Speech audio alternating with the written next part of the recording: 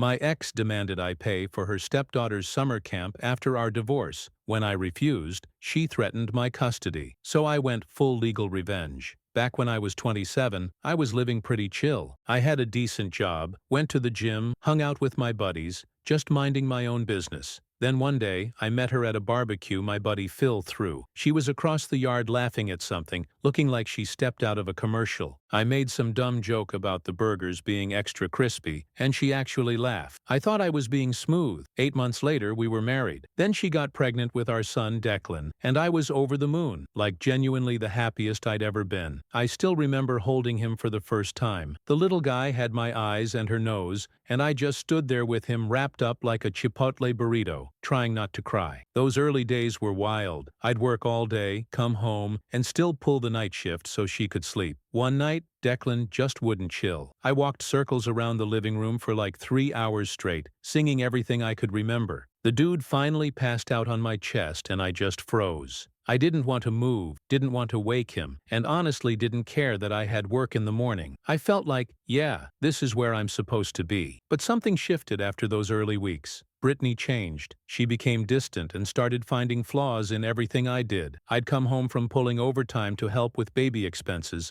and she'd barely look up from her phone. "You didn't fold the laundry right," she'd say. "The baby's been fussy all day, and you're just now walking in. Must be nice to escape." I'd be standing there, exhausted from a 10-hour shift, wondering what the hell happened to us. Still, I tried. I made breakfast before work, took night shifts with Declan, and tried planning date nights. Nothing worked. There was this one night, maybe 3 months after Declan was born, when I planned a whole surprise for her. I got my mom to watch the baby, made reservations at the restaurant where we had our first date, and even bought her this necklace she'd been eyeing before she got pregnant. I was hyped, thinking this would be our turning point. I came home early with flowers and told her to get dressed up. Her response? She sighed like I just asked her to climb Everest. "I don't feel like going out. Can't we just order pizza?" I tried to hide my disappointment. I thought it would be nice to have some time. Just us. Mom's already on her way to watch Declan. She rolled her eyes. "Fine, give me 30 minutes. Those 30 minutes turned into an hour of her scrolling on her phone while half-heartedly getting ready. Dinner was awkward as hell. She spent most of it texting, barely making conversation. When I gave her the necklace, she said, "Thanks," with all the enthusiasm of someone being handed a grocery receipt, then asked if we could go home because she was tired. I remember driving home in silence, the necklace box burning a hole in my pocket, wondering if this was just a phase or if my marriage was already over. Then boom, she was pregnant again, just as Declan was turning 1. That's when the real mess started. She'd be texting constantly, but if I walked in the room, she'd flip the phone over. Classic, sketchy behavior. I'd ask who she was talking to, and she'd get defensive. "What? I'm not allowed to have friends now? You're so controlling." I wasn't born yesterday. Something was off. The pit in my stomach got bigger every day. One night, I got up to check on Declan and saw the glow of her phone in our dark bedroom. It was 2 out in the morning. Who the hell texts at 2 in the morning except someone you're into? I didn't say anything but started paying more attention. She'd take her phone to the bathroom, step outside for fresh air during dinner. All the classic signs. After our daughter Zara was born, things got really shady. One night, Brittany's phone lit up while she was in the shower. A message from some guy named Jason at work. "I miss talking to you too." Not subtle emotional cheating, no doubt. I didn't confront her right away. I just observed. She started pulling away even more. Always on her phone, cold as ice. One night after the kids were down, I brought it up. "Something's off. We don't talk. We don't connect. Feels like we're just roommates now," I said quietly. She didn't even blink. "I'm tired." I tried to steady my voice. "This isn't about playing games. It's about basic respect." She shot back. "Maybe you should have thought about that before getting me pregnant again." I just stared at her, the words catching in my throat. We both wanted Zara. Whatever. I'm going to bed. And just like that, the switch flipped. I was done chasing something that wasn't there anymore. But I kept showing up for the kids, handling what needed to be handled. I stopped expecting anything from her. She wasn't my partner anymore, just someone I shared a roof with. Honestly, the silence was easier than the constant digs and cold shoulders. 4 months after Zara was born,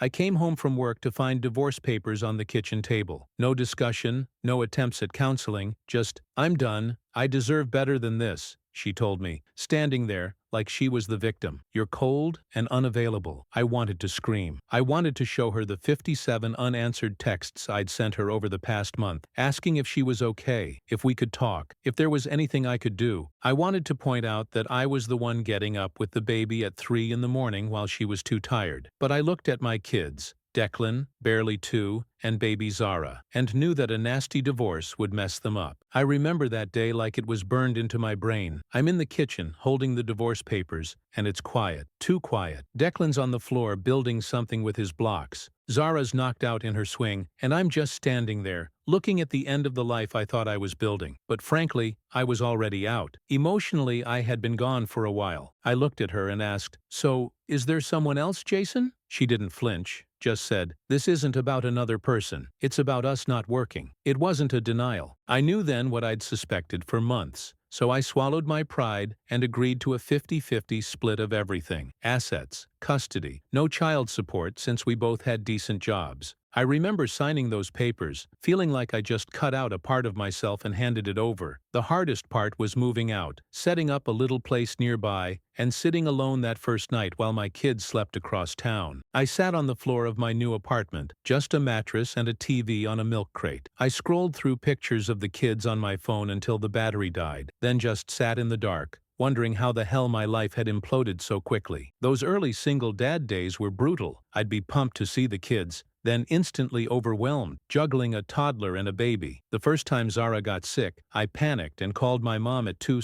in the morning. She calmed me down, told me it was just a fever. I stayed up all night watching her breathe. By morning, she was fine, and I knew I could handle this. The custody exchanges were awkward. In the beginning, we'd meet in the parking lot of a Starbucks, barely making eye contact as we transferred car seats and diaper bags. Declan would cry sometimes when I had to leave him, which gutted me. Zara was too young to understand what was happening, but Declan knew something was wrong. "Why don't you live with us anymore, Daddy?" he asked one day, his little face serious. "How do you explain divorce to a 2-year-old? Mommy and Daddy love you very much, but we decided we can be better parents living in different houses." He thought about this for a minute. "Can I have 2 rooms? Kids, man. Resilient as hell." About a year after our divorce was final, Brittany met a new guy named Derek. Surprisingly, she didn't run to Jason, which showed me her true colors. This dude, Derek, walks around like he's God's gift to parenting, despite being a part-time marketing consultant, which really means he works like 20 hours a week while Brittany pays most of the bills. They got married when Declan was 4 and Zara was just 2. Suddenly, my kids had a stepsister, Lyra, who's the same age as Declan. Then they popped out another kid, Nathan, who's now 7. The first time I met Derek was at a preschool drop-off. I was helping Declan hang up his backpack when this dude in an Ed Hardy shirt approached with Brittany. "Hey, you must be the ex," he said, extending his hand with a smirk that made me want to punch him. "I'm Derek. Heard a lot about you." I shook his hand, keeping it brief. Wish I could say the same. He laughed too loudly. "Well, the kids seem great. Declan's been teaching Lyra how to build with Legos.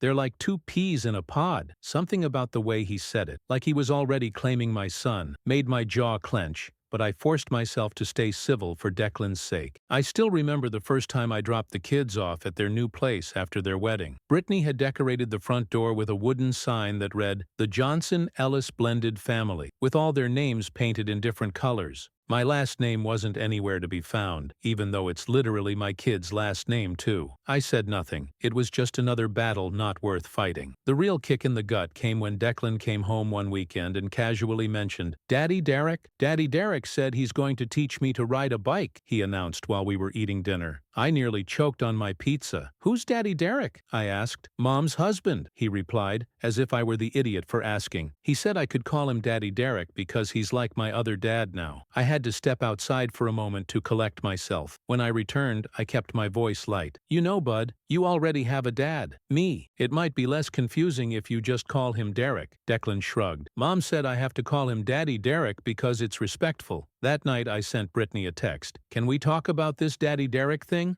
I'm not comfortable with it." Her response came an hour later. "It was Declan's idea. Don't make this a big deal." I knew that was the case, but what could I do? Force my kid to call this guy something else? That would just confuse him more. So I bit my tongue again. Meanwhile, I worked hard to ensure my kids had everything they needed at my place. I got promoted twice at work, saved like crazy, and managed to buy a modest but nice house in a good school district. My whole life became about giving Declan and Zara stability and opportunities. Derek, though, had the audacity to start with passive-aggressive comments every time we were at the same school event. One parent-teacher night, I stood by the science fair projects. Declan had built a cool robot arm that could pick up marbles, and Derek sidled up next to me. "Hey man, how's that new car? Must be nice having all that disposable income when you're only responsible for 2 kids." I was driving a 5-year-old Honda that I'd bought used, but okay. "It gets me from A to B," I said, trying to keep it civil. "Some of us understand what sacrifice means for a blended family," he continued, gesturing to his designer watch that definitely cost more than my car payment. I just walked away. These interactions happened constantly, but I kept my cool. For the kids, there was this field trip where I volunteered as a chaperone. So did Derek. 6 straight hours of him talking loudly about the vacation they were planning to Hawaii, the new gaming system he bought for all the kids, and how challenging but rewarding it is to raise 4 children. He kept referring to Declan and Zara as our kids when talking to other parents, which made my blood boil. During lunch, he sat across from me while the kids were playing. "You know, the kids really struggle with the back and forth," he said, unwrapping his fancy organic sandwich. "Brittany and I have been thinking it might be better for them to have one stable home base and just visit you on weekends."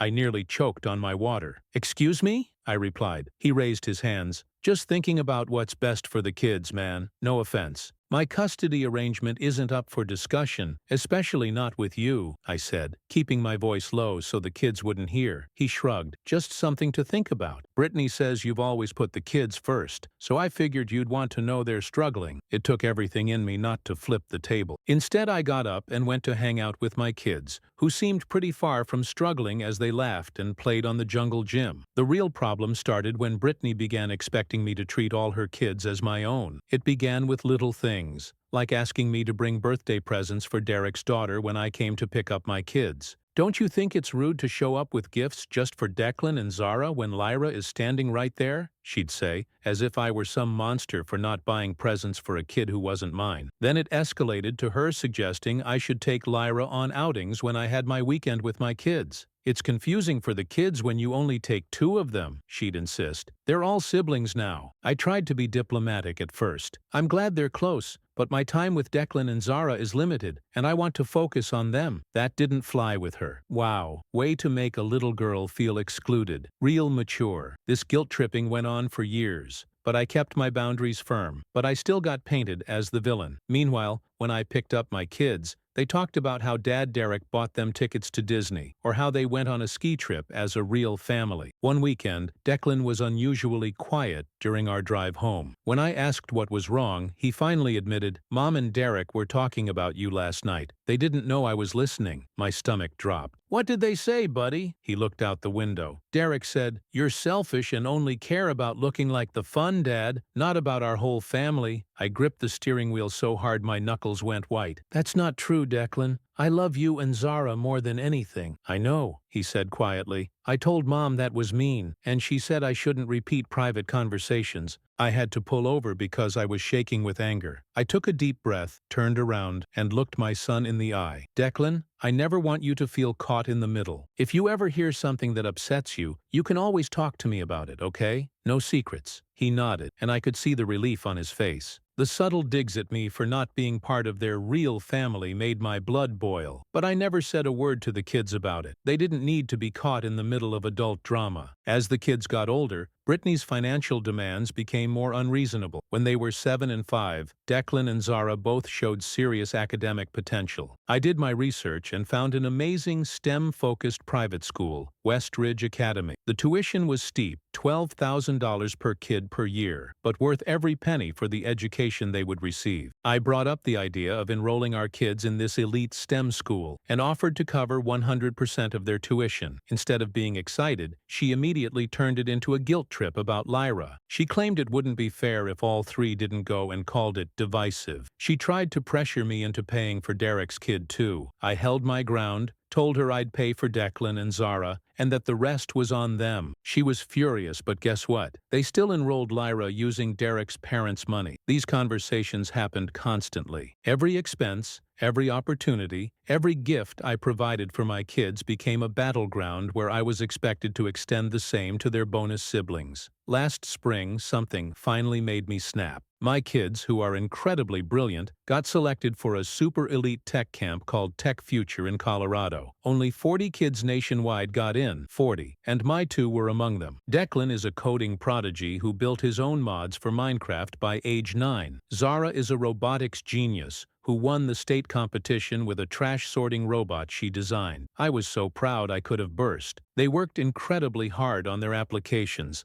staying up late, finishing demo projects, and writing essays, the whole 9 yards. I still remember when we submitted the applications. We were at my kitchen table, with Declan nervously checking for typos and Zara bouncing in her seat as she uploaded videos of her robot in action. "What if we don't get in, Dad?" Declan asked, his finger hovering over the submit button. "Then we try again next year." "But I think you've got this," I told him. When the acceptance emails came a month later, we were all together at my place. I let them check my email after dinner. The screams when they saw "congratulations" could probably be heard 3 blocks away. Zara literally did a victory dance on the couch while Declan kept reading the email over and over, as if he couldn't believe it. I took them out for ice cream and promised them new laptops for camp. Their excitement was infectious. It was one of those perfect moments as a parent when all the sacrifices feel worth it. The program cost $7,800 per kid, plus flights and gear, almost $20,000 all in. I didn't even hesitate. I'd been saving specifically for their education since the divorce, driving an old car, living in a smaller place than I could afford, and skipping vacations, all so they could have opportunities like this. When I mentioned it to Brittany during our monthly co-parenting check-in, her reaction told me everything. She didn't say congratulations or act excited for them. Instead, she had this calculating look that made my stomach drop. "So Lyra is also interested in robotics," she said, completely ignoring our kids' achievements. "Yeah," I replied, already sensing where this was going. "I think it would be really good for all 3 of them to have this experience together." I took a long sip of my coffee before answering. "Brittany, this isn't a family vacation. Declan and Zara earned spots in a competitive program." She leaned forward, lowering her voice. "Well, there must be a way to get Lyra in too. And you should cover it since you're paying for Declan and Zara." I actually laughed, thinking she was joking. She wasn't. "You want me to pay almost $8,000 for your husband's kid to go to camp?" I asked, just to clarify I wasn't having a stroke. "Our kids are siblings," she insisted. "It's damaging to them when you create these divisions." "No, what's damaging is teaching them that achievements don't matter, and that they're entitled to things they didn't earn," I shot back. Her face hardened. "Is that how little you care about their relationship with their sister? They're going to resent each other because of you. They're going to resent you if you keep trying to take away special moments they earned," I said, keeping my voice firm. "This isn't up for discussion." She stood up, gathering her purse. "We'll see about that. Don't be surprised if the kids start saying they don't want to go without LRA." "Are you seriously threatening to manipulate our kids over this?" I asked. She gave me a cold smile. "I'm just saying that families should stick together. Maybe you've forgotten what that means." I left that coffee shop with my hands shaking, not from fear, but from restraining myself from flipping the table. The freaking audacity, man! The next day, Declan called, upset. Brittany had told him they shouldn't go to camp if LRA couldn't. Classic guilt trip. I reminded him he and Zara earned their spots and shouldn't give that up. He still wanted to go. He just needed to hear it was okay. After the call, I texted Brittany to cut the manipulation. She replied with a thumbs down emoji. Real mature. But if you think that was the end of it, you don't know Brittany. I ignored it, figuring it was some power move that would blow over. She claimed my nicer neighborhood was creating an unequal environment for Declan and Zara, and said I should cover half their rent for consistency. Then Derek showed up like her backup singer and had the nerve to say a real man would support their whole household. "You know what a real man does, Derek?" I said, stepping closer. "He pays his own bills instead of asking his wife's ex-husband to subsidize his lifestyle." Derek's face went red. "Watch yourself, man. The kids are nearby." "But clearly you only care about yourself." I laughed. A genuine, "this is so absurd" laugh. I gripped the steering wheel so hard my knuckles went white. "Dad, are you okay?" Zara asked from the back seat. I forced a smile. "Yeah, kiddo. Just thinking about what movie we should watch tonight." Back at my place, after the kids were in bed, I sat on the back porch with a beer, feeling like I was going crazy. Should I be helping them financially? Phil didn't hesitate. "No, you pay for your kids' expenses, School, health insurance, that's your responsibility. Their household bills are their problem. They care about being loved and safe. Don't let them gaslight you. He was right, of course, but the guilt trips were so constant, so relentless, that sometimes I questioned my own sanity. Was I being selfish? Little did I know, this was just the warm-up for what came next. A week after the rent stunt, I showed up to what I thought was a normal parent-teacher meeting, coffee in hand, ready to hear how well my kids were doing. Instead, I walked into an ambush. Brittany, Derek, and the counselor were all sitting there with serious faces. It turns out Brittany turned it into a surprise intervention. She claimed my inconsistent parenting was emotionally harming the kids because I only take my own kids on outings, won't pay for Lyra, and live in a nicer house. Basically, I was being accused of not funding their fantasy of one big happy unit. I sat there in disbelief as Derek whipped out his phone and started showing photos from their family vacation to San Diego. "See how happy all 4 kids are together?" he said. But when he takes just Declan and Zara, it creates this artificial separation. My face felt hot. Every instinct was screaming at me to walk out, but I forced myself to stay. Brittany jumped in, acting like she was on stage, fake tears and all, claiming Declan came home crying because he felt guilty that Lyra couldn't go to camp. Total fiction. The kid had been bouncing off the walls about it for weeks. Then Derek piled on, saying, "Zara's been acting out because I treat her differently from her siblings." The same guy who barely knows her schedule suddenly thinks he's got insight into her emotions. That's when I cut through the noise. I told them straight, "Zara doesn't have siblings at my house. She has a brother, Declan. That's not confusing. That's the arrangement you agreed to when you signed the divorce papers." Brittany shot back, "You refuse to acknowledge their blended family reality." I reminded her, "Their reality is 2 households. That's what you wanted. That's what we live. The one where my daughter gets guilt-tripped for being accepted into a program she earned on her own? That's your definition of complete?" Brittany started gasping like I just insulted her bloodline. I shut it down fast. "Save it. I've seen the messages. I've heard it from the kids. This isn't about emotional health. It's about you trying to control the narrative and my bank account." They kept circling the same script, playing victim, painting me as the villain for not towing their fantasy of one big happy unit. And when that didn't work, that's when Brittany dropped the mask completely. "If you can't see how your behavior is harmful, we might need to revisit the custody arrangement. We're prepared to file for primary custody on grounds of emotional neglect." The room went silent. I felt like I'd been dunked in ice water. They were threatening to take my kids away because I wouldn't pay for their stepdaughter's summer camp or subsidize their rent. "If you're suggesting otherwise,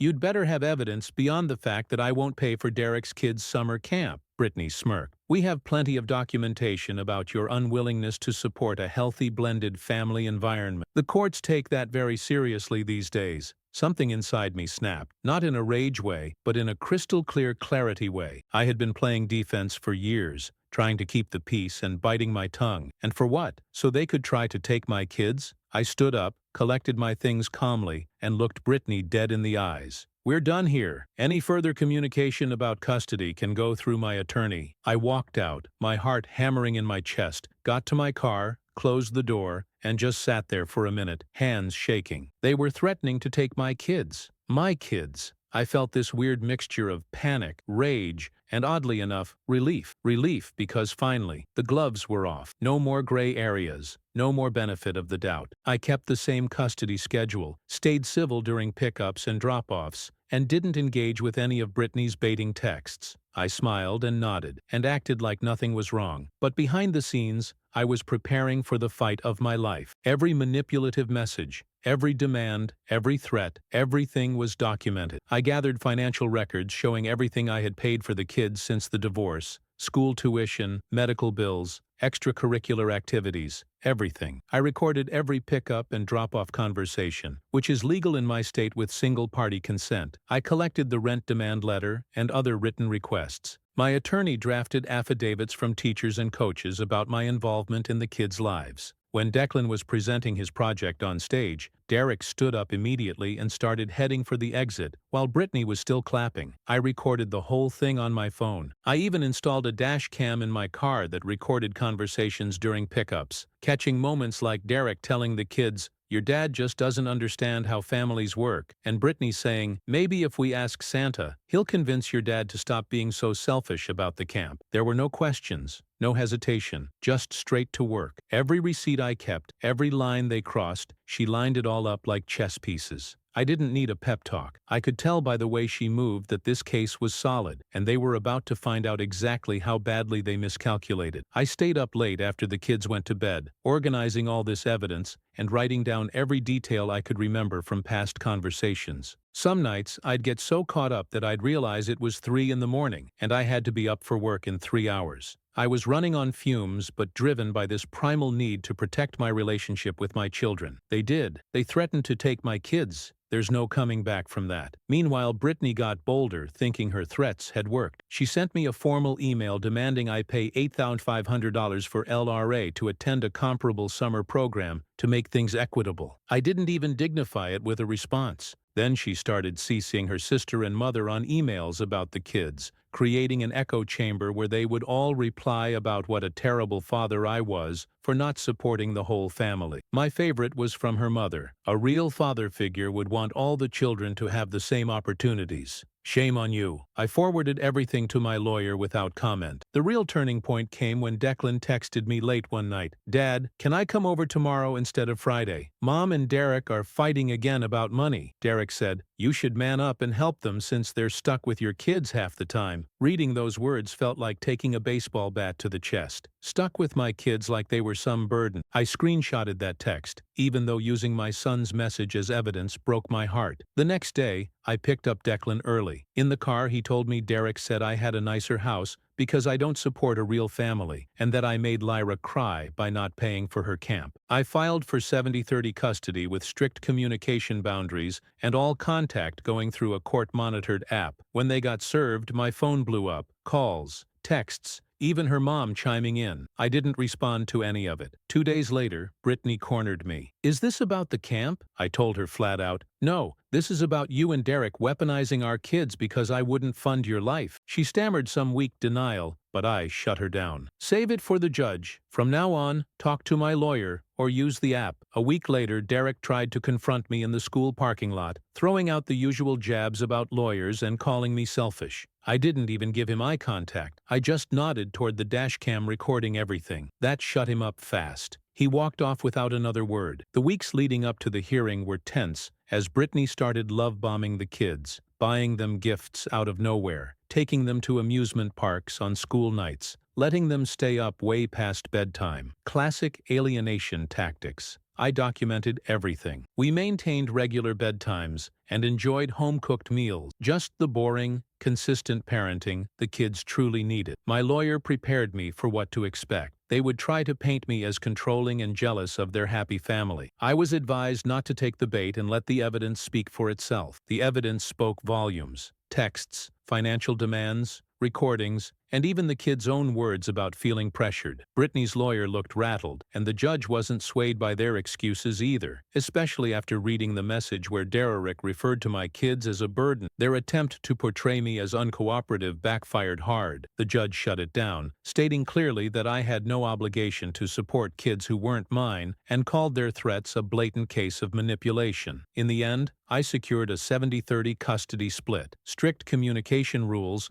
and official confirmation that I owed nothing for their so-called blended family. As a bonus, they had to cover all my legal fees, every cent of the $1,400 to $380. Walking out of that courtroom, I didn't feel victorious. I felt like I had finally taken control and stopped letting them dictate the rules. Once the court dust settled, I bought a modest house closer to the STEM Academy, efficient and entirely ours. I set up a tech room for the kids, creating their own space. On the first day, we built gaming rigs and stayed up way too late playing Minecraft. That night we had pizza on the floor, sleeping bags everywhere, and no furniture yet. I felt more peace than I had in years. From then on, all communication went through a parenting app. No surprise texts, no fake emergencies, no emotional blackmail. Brittany hated it, but I didn't care. Everything was documented now. Zara even asked if it was okay to be happy with me, and I assured her it always was. While they unpacked, I had a courier drop off the $1,480 legal bill at Brittany and Derek's place,